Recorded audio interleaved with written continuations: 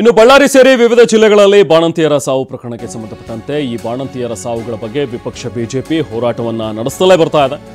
ಈಗ ಸತ್ಯಶೋಧನಾ ಸಮಿತಿ ರಚಿಸೋದಕ್ಕೆ ಬಿಜೆಪಿ ಮುಂದಾಗಿದೆ. ಪಕ್ಷದಲ್ಲಿರುವಂತಹ ಕೆಲವು ವೈದ್ಯರುಗಳು ಯಾರ್ಯಾರು ಇದಾರಲ್ಲ, ಶಾಸಕರುಗಳು, ಅಂಥವ್ರನ್ನ ಸೇರಿಸಿ ಒಂದು ಸಮಿತಿ ಮಾಡಬೇಕು ಅಂತ ಯಾರ್ಯಾರು ಡಾಕ್ಟರ್ಗಳಿದಾರೋ ಅಂತ ವೈದ್ಯ ಶಾಸಕರನ್ನ ಒಳಗೊಂಡಂತಹ ಸತ್ಯಶೋಧನಾ ಸಮಿತಿ ರಚನೆ ಮಾಡೋದಕ್ಕೆ ಮುಂದಾಗಿದ್ದಾರೆ.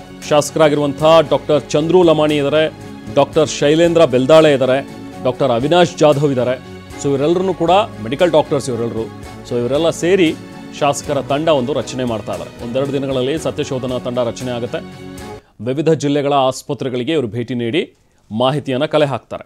ಅಂದರೆ ಯಾಕೆ ಬಾಣಂತಿಯರ ಸಾವು ಆಗ್ತಾ ಇದೆ, ನಿಜಕ್ಕೂ ಇದು IV ಫ್ಲೂಯಿಡ್ನ ಕಥೆನೋ ಅಥವಾ ಇಲ್ಲಿ ಸರಿಯಾದಂಥ ವ್ಯವಸ್ಥೆ ಇಲ್ಲದೆ ಇರೋದ್ರಿಂದಾಗಿ ಇವರು ಸಾವನ್ನಪ್ತಾ ಇದ್ದಾರೋ, ಇದೆಲ್ಲದರ ಬಗ್ಗೆ ಒಂದು ಸತ್ಯಶೋಧನೆ ಆಗಬೇಕು.